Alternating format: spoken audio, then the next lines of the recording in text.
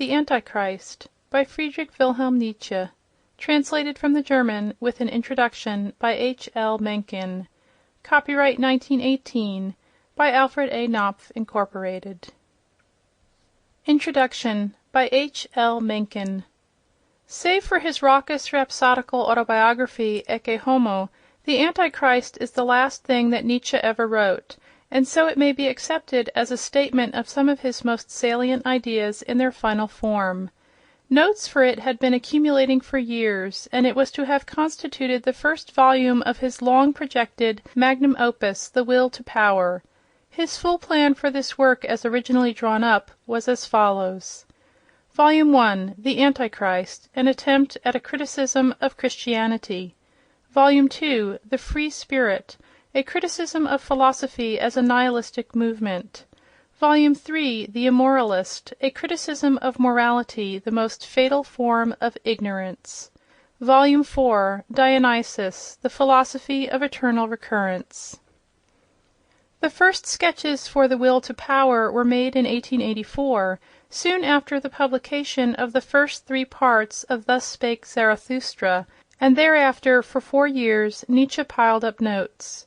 They were written at all the places he visited on his endless travels in search of health: at Nice, at Venice, at Sils Maria in the Engadine, for long his favorite resort, at Cannobio, at Zurich, at Genoa, at Chur, at Leipzig.